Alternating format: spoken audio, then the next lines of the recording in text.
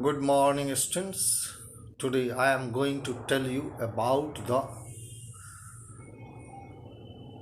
lesson Landscape of the Soul, that is written by Natalie Trevorrow. It is for class 11 English, taken from the book Hornbill. It is the first video that I am going to introduce. Similarly, I will produce the two more videos related to this very lesson. In the first video, I will tell you about the narrator, means the author of this very story, who has tried to focus on the Chinese European art, which is just related to paintings, and how they are mysterious, mystic, spiritual, and divine, while some other arts are related to the physical material world.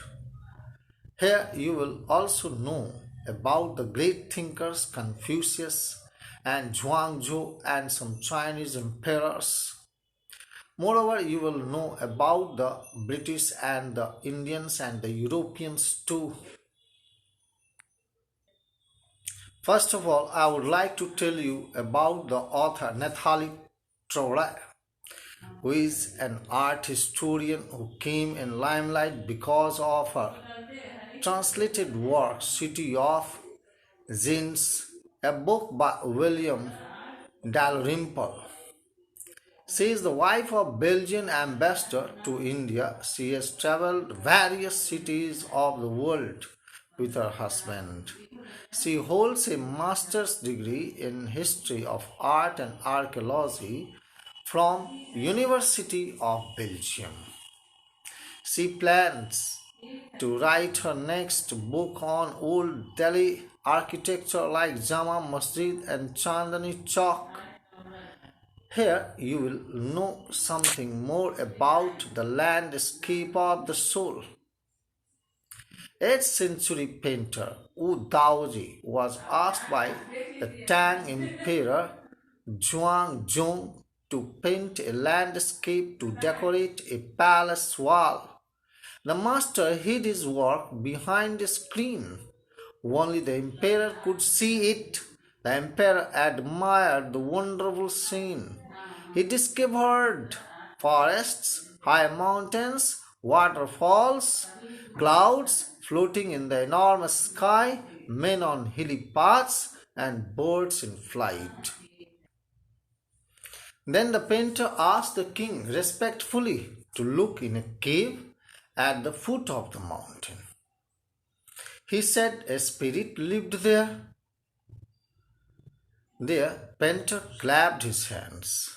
The entrance of the cave opened. As soon as he clapped his hands, the painter remarked that the cave was very splendid from inside. It contains the natural beauty, mountains, rivers, etc. He offered to show the way to His Majesty. The painter himself entered the cave, but the king tried to enter, but he could not. The entrance closed behind him. As soon as the entrance was closed, the emperor was astonished. Before he could move or speak a word, the painting had vanished from the wall. Now there was not a single trace of the painting at all. Not a sign of Wu Daoji's brush was left. He himself vanished, as well as all the things that were present there, that also vanished. The artist was never seen again. This was his last masterpiece painting. Then what did happen? Take another famous Chinese story about a painter. What did he do? He would not draw the eye of a dragon he had painted. Why did he not draw the eye? He feared that if he would draw the eye, the dragon would fly away from his painting. Such stories played an important part in China's traditional education. The books of Confucius and Zhuangzi are full of them. They are great philosophers, educators, and their philosophies, their knowledge spread far and wide. In 15th century Antwerp, a skilled blacksmith named Quentin Matsis fell in love with the painter's daughter.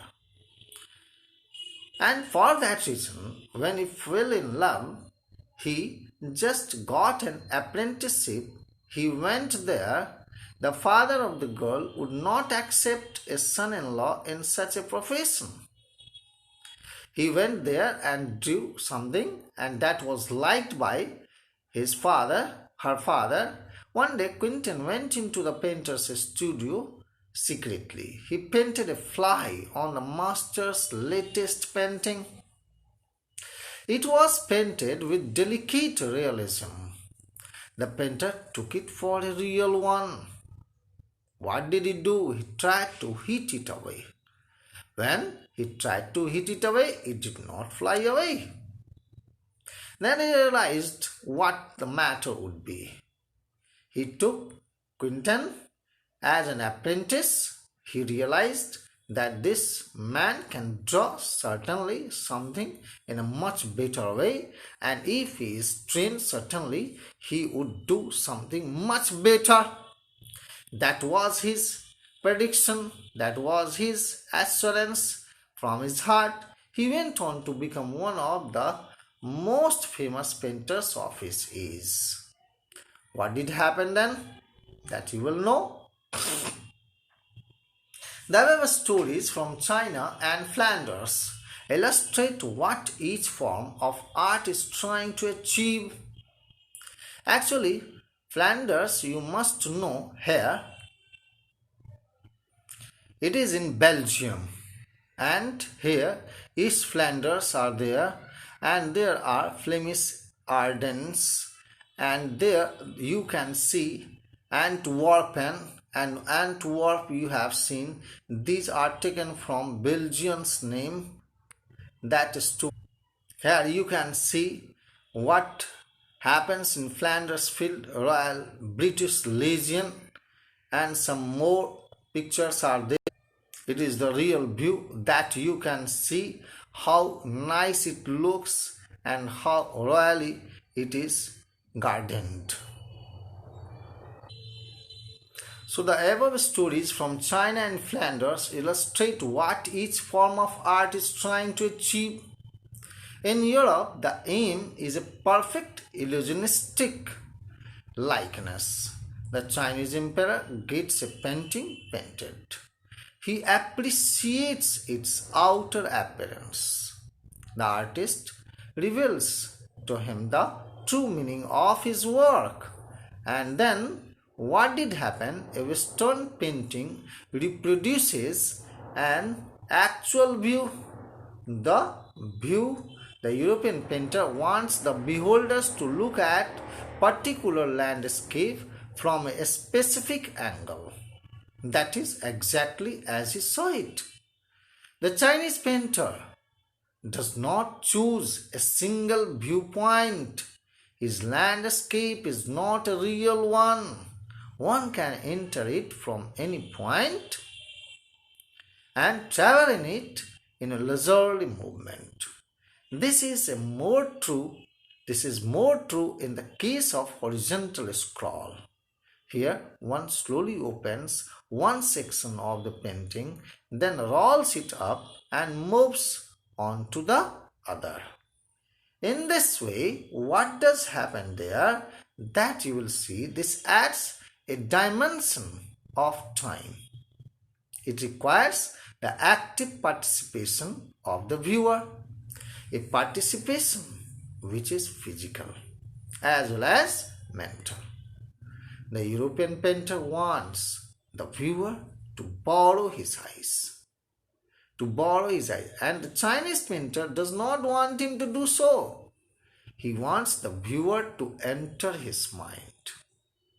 The landscape is an inner one, a spiritual and a conceptual space.